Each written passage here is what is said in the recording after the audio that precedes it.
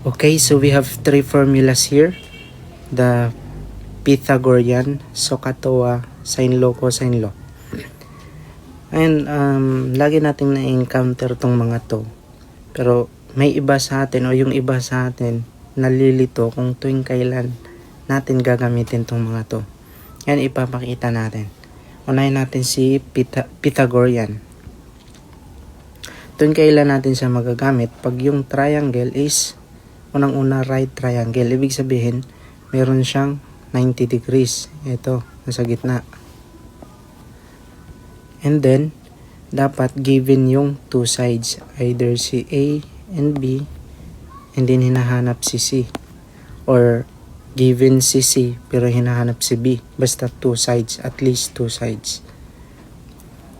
Ngayon, pag yung right triangle naman, right triangle pa rin siya, pero yung given is one side lang. And then, meron siyang given na isang angle din. So, hindi mo na magagamit si Pythagorean kasi magamit mo lang siya sa sides. And then, two sides. So, dito, magagamit mo si SOHCAHTOA. Pag isa lang yung side, tapos may isang angle, tapos right triangle. Tapos, pag yung triangle naman is walang 90 degrees, or tinatawag na oblique triangle, dito mo na magagamit si sine law or si cosine law. Yun lang.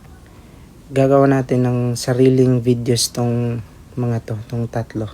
Thank you.